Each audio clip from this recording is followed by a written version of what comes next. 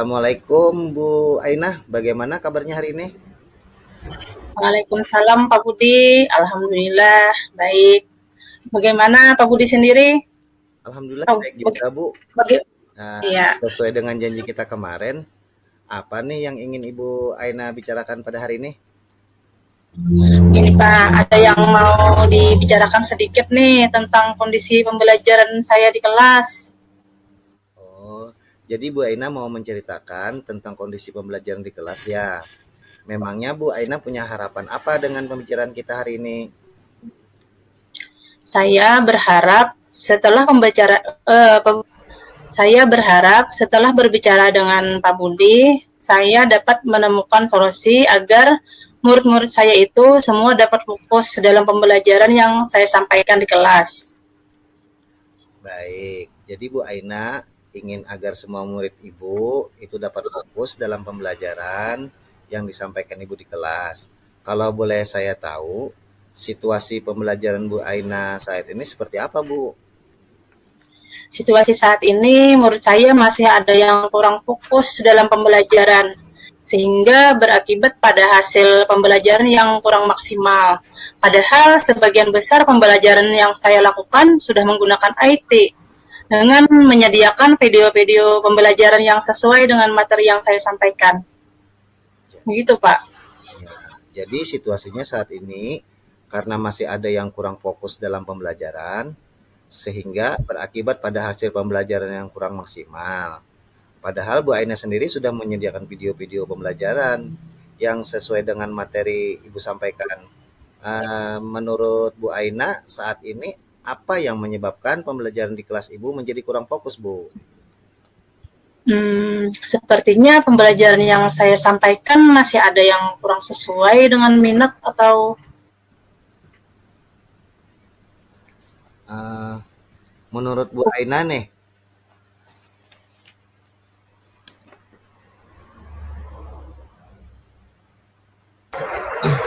begitu, Pak. oh, menurut Bu Aina nih apa yang bisa Ibu lakukan agar murid-murid Ibu itu bisa fokus kembali dalam pembelajaran yang Bu Aina sampaikan di kelas?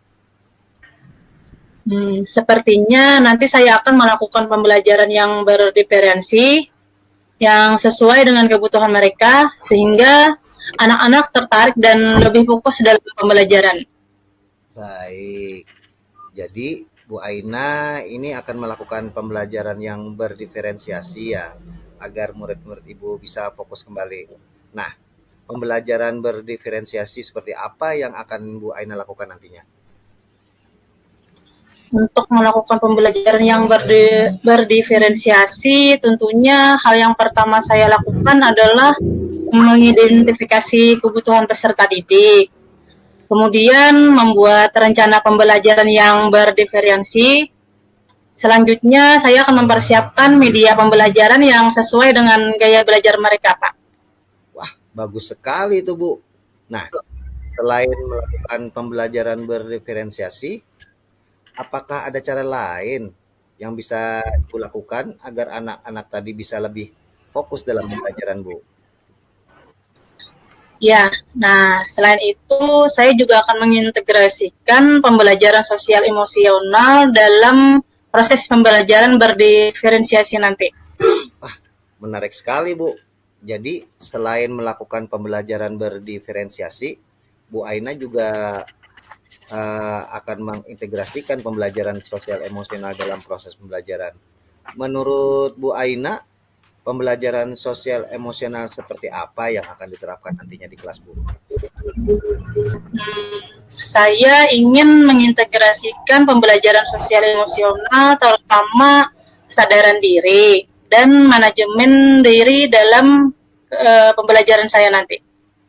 Nah, Bu Aina, kalau boleh saya merangkum ya, yang akan Bu Aina lakukan agar murid-murid Ibu itu bisa fokus kembali dalam pembelajaran. Yang pertama itu adalah Bu Aina akan melakukan pembelajaran berdiferensiasi, dan yang kedua, Bu Aina akan mengintegrasikannya pembelajaran sosial emosional ke dalam proses pembelajaran berdiferensiasi di kelas ya, Bu. Iya Pak Budi. Baik, Bu Aina. Di antara dua langkah yang disebutkan tadi, mana yang paling mungkin dilakukan dalam waktu dekat ini, Bu? Hmm, menurut saya, karena ini tidak memerlukan banyak waktu, saya bisa melaksanakan sekaligus dengan mengintegrasikan pembelajaran sosial emosional dalam pembelajaran berdiferensi. Nah, terutama kesadaran diri dan manajemen diri dalam pembelajaran yang saya akan lakukan nanti. Jadi Bu Aina akan melaksanakan sekaligus ya dengan mengintegrasikan pembelajaran sosial emosional dalam pembelajaran berdiferensi. Nah, menurut Bu Aina, siapa sih yang dapat membantu Bu Aina dalam melaksanakan langkah-langkah tersebut? Karena ini berhubungan dengan murid-murid saya di kelas, Nggih. yang bisa membantu sepertinya anak-anak, Pak. Jadi seluruh murid di kelas saya dapat berperan membantu langkah-langkah yang akan saya lakukan nanti. Baik Bu Aina. Kira-kira kapan akan bisa dilakukan Pian? Ya, secepatnya saya akan melakukan langkah-langkah tersebut. Baiklah Bu Aina, kita sudah di ujung sesi nih. Menurut Bu Aina, apa yang bisa didapatkan dari pembicaraan kita hari ini? Ya, di awal saya bingung apa yang harus saya lakukan agar murid-murid saya itu bisa fokus kembali dalam pembelajaran di kelas. Namun alhamdulillah setelah percakapan kita ini saya akan melakukan pembelajaran berdiferensi sesuai dengan kebutuhan dan minat siswa serta mengintegrasikan pembelajaran sosial emosional terutama kesadaran diri dan manajemen diri dalam pembelajaran saya nanti. Alhamdulillah sudah tercerahkan, Pak. Alhamdulillah Bu lah. Kalau begitu kita akan ketemu lagi nih minggu depan setelah Bu Aina menerapkan diferensiasi dan mengintegrasikan pembelajaran sosial emosional dalam pembelajaran Bu Aina nanti. Iya, Pak. Terima kasih Pak Budi atas waktunya. Iya, sama-sama Bu Aina. Assalamualaikum. Waalaikumsalam warahmatullahi wabarakatuh.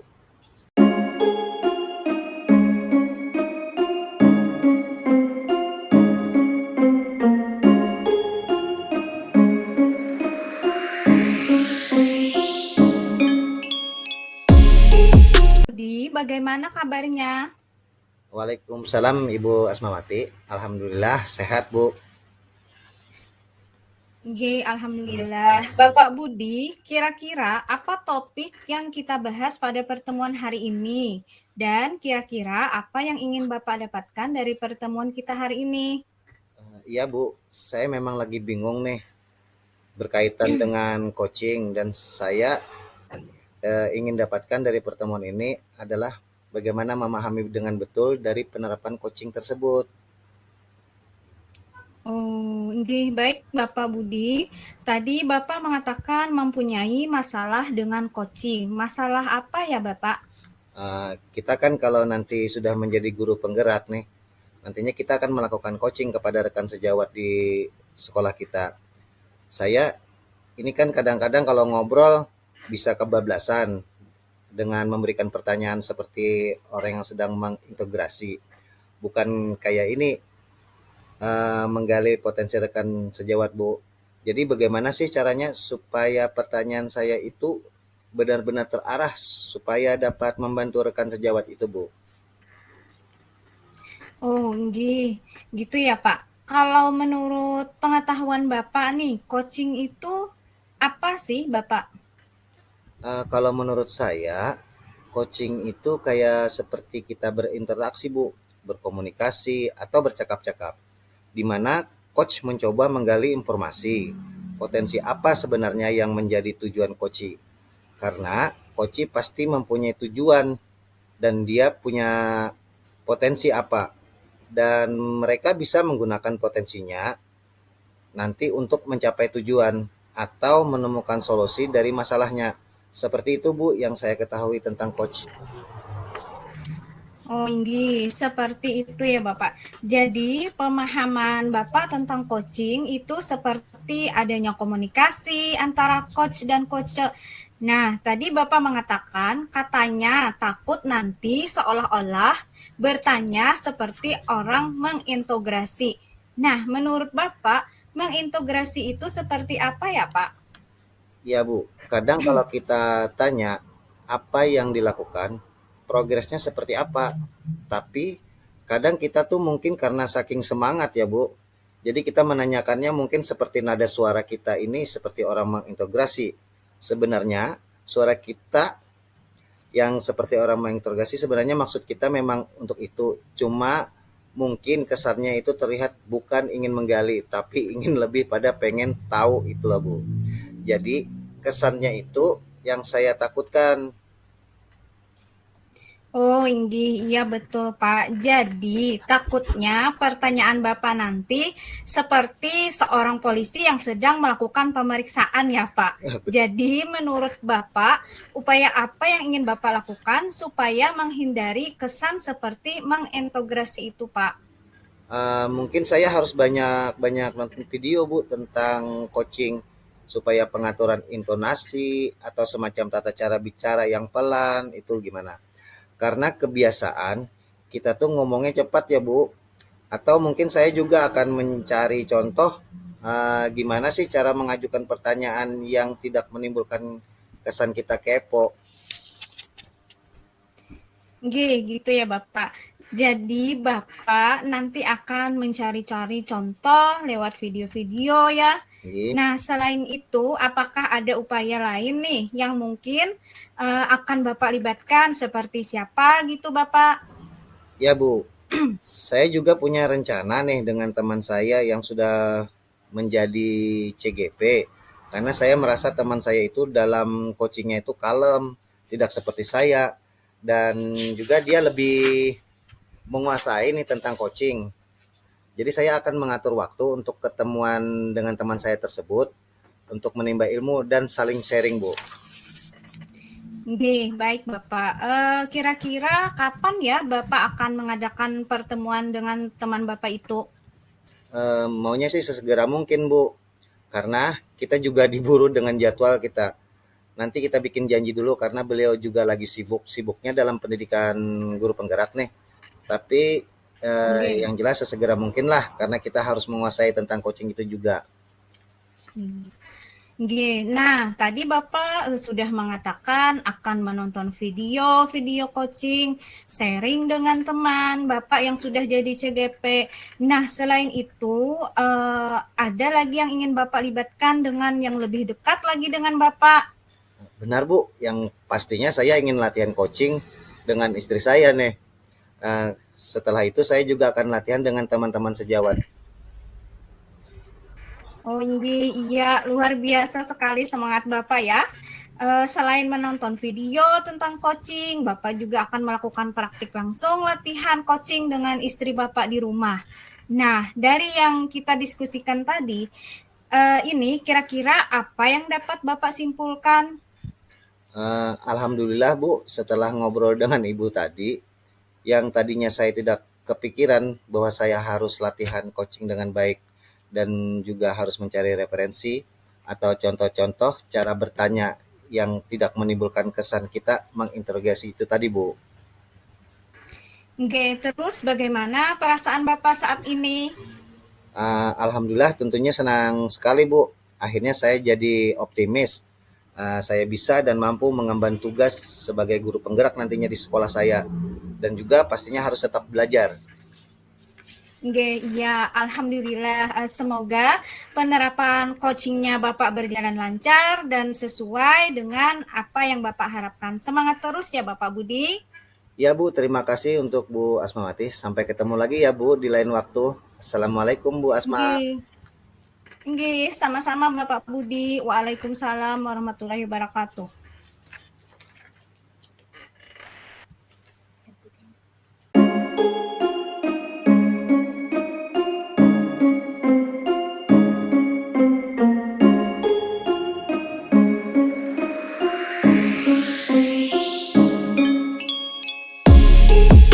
Assalamualaikum Bu Asmawati, selamat siang. Bagaimana kabarnya hari ini? Waalaikumsalam, Bu. Selamat siang juga. Alhamdulillah, kabar saya baik, Bu. Ya, sesuai dengan janji kita kemarin, hari ini kita akan bincang-bincang sebentar ya. Dalam percakapan kali ini, apa yang ingin Ibu Asmawati bicarakan? Bu Aina, pada pertemuan kali ini saya ingin membahas masalah murid saya. Jadi begini ya, Bu. Di kelas saya ada satu anak yang setiap pagi berangkat ke sekolah. Kalau ditinggal ibunya pulang selalu menangis terus.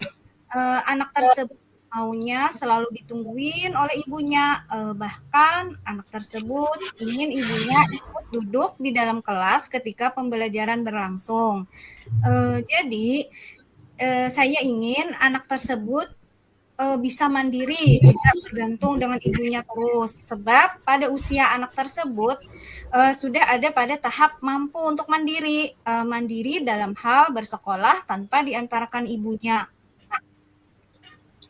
Ya, jadi Bu Asma ingin anak tersebut bisa mandiri dan ketika ditinggal ibunya sendiri tidak menangis lagi. Nah, terus apa sih yang ingin Ibu Asma capai?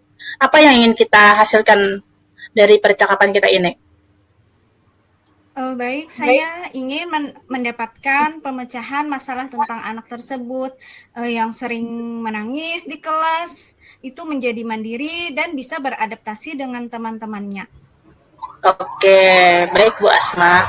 Nah, saya ingin tanya sedikit nih, menurut Ibu, anak yang dikatakan mandiri itu seperti apa ya, Bu?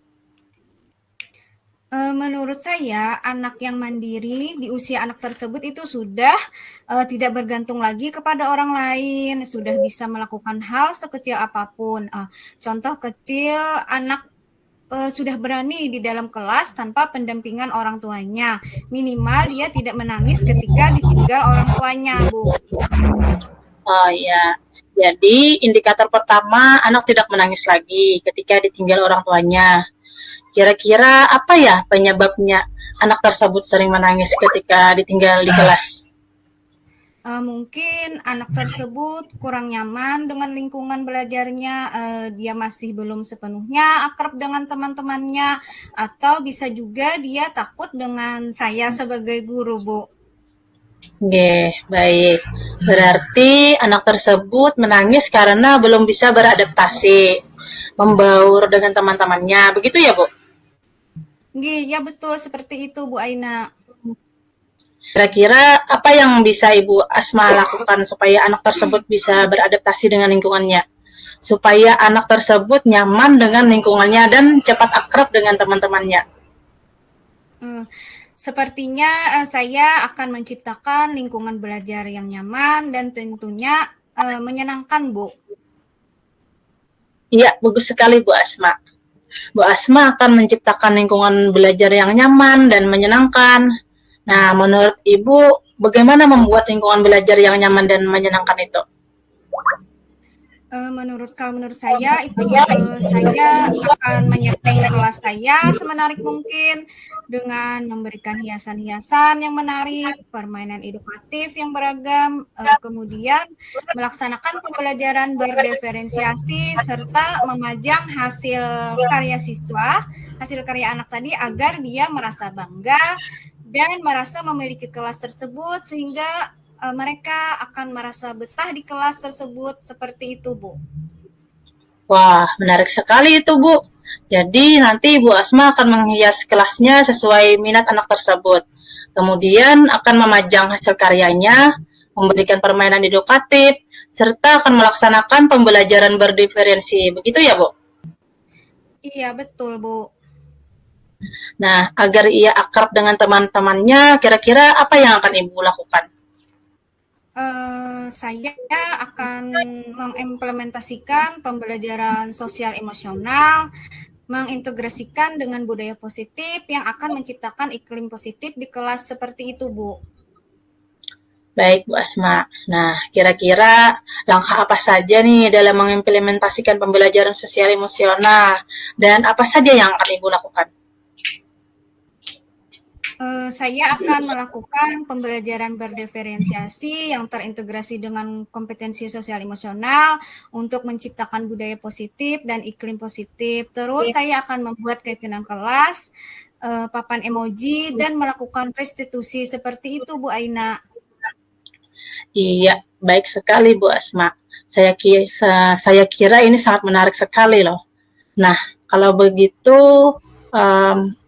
kalau boleh saya rangkum nih, dari langkah-langkah yang akan Ibu lakukan tadi, kira-kira mana yang bisa diaplikasikan lebih dulu?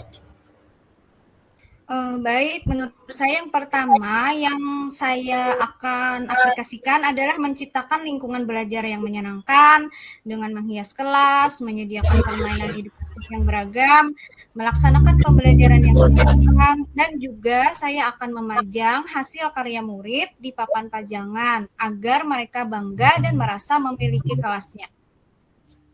Iya, bagus sekali langkah-langkah yang Ibu lakukan. Nah, kira-kira nih dalam menghias kelas ini, apakah ada yang bisa membantu Ibu untuk mengerjakannya?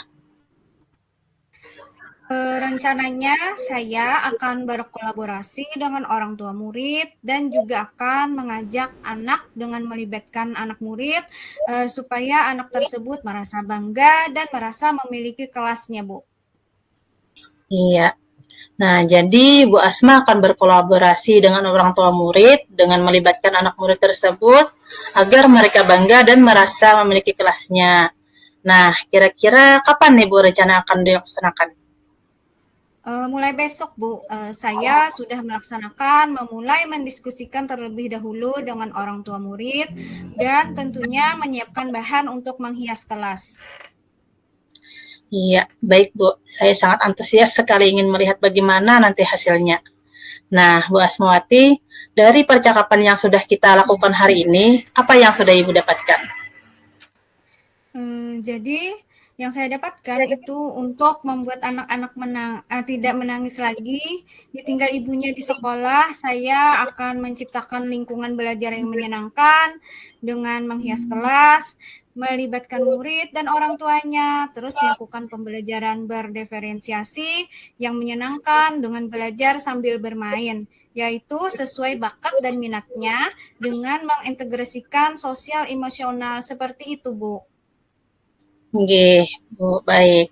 Nah, jadi nanti kita akan ketemu 1 minggu lagi ya, karena menghias kelas itu butuh waktu yang lama. Saya doakan semoga dengan menciptakan lingkungan belajar yang nyaman dan menyenangkan, anak tersebut bisa mandiri dan tidak menangis lagi saat ditinggal ibunya. Saya akhiri. Wassalamualaikum warahmatullahi wabarakatuh. Iya, Bu. Nggih, terima kasih Bu Aina. Waalaikumsalam warahmatullahi wabarakatuh.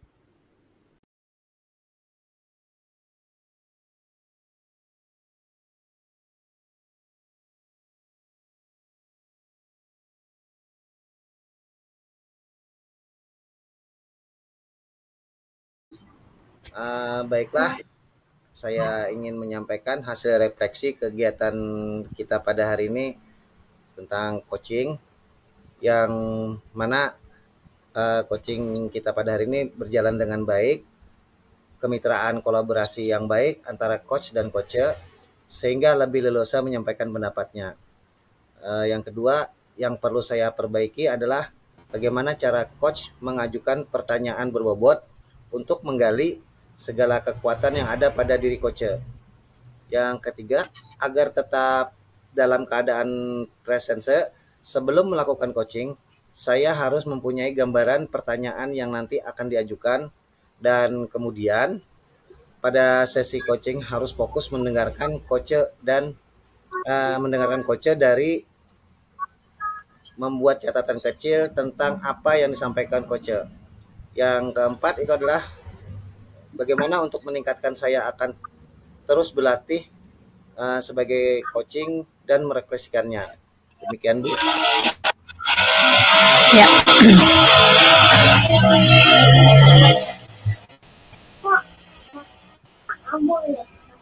Terima kasih Pak Budi. Baik, saya akan merefleksikan perasaan saya setelah di coaching oleh Pak Budi tadi, alhamdulillah setelah kegiatan coaching hari ini saya merasa lega dan tidak bingung lagi. Saya dapat menunjukkan kemampuan saya sehingga dapat memperbaiki diri dan melakukan pengembangan diri yang lebih baik lagi untuk kedepannya. Terima kasih Pak Budi. Sama-sama Bu Aina.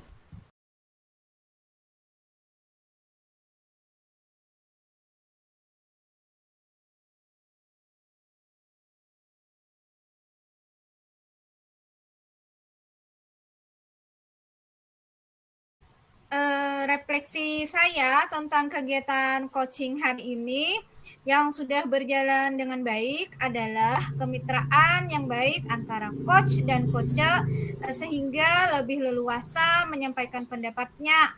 Saya sudah bisa menangkap apa tujuan yang ingin dicapai coacher saya. Terus saya sudah menanyakan apa rencana yang akan dilakukan dan menanyakan kapan akan dilaksanakan atau tanggung jawab. Yang perlu saya perbaiki adalah cara coach mengajukan pertanyaan-pertanyaan berbobot untuk menggali segala kekuatan dan kompetensi yang ada pada diri coach. Agar tetap dalam keadaan present atau hadir sepenuhnya sebelum melakukan coaching, saya harus mempunyai gambaran pertanyaan yang nantinya akan diajukan. Kemudian pada sisi coaching, harus fokus mendengarkan coach dan membuat catatan-catatan kecil tentang apa yang disampaikan coach. Untuk meningkatkannya, saya akan lebih fokus lagi, terus berlatih coaching dan akan merefleksikannya. Terima kasih Bu Asmawati. Perasaan saya setelah di coaching Ibu Asmawati, alhamdulillah saya merasa sangat senang sekali nih. Akhirnya saya dapat memahaminya dan juga saya ucapkan terima kasih karena Ibu sudah menjadi coaching yang baik. Sebagai umpan baliknya,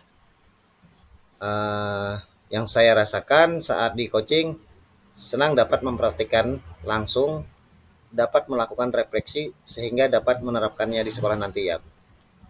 Terima kasih Bu. Oke, sama-sama.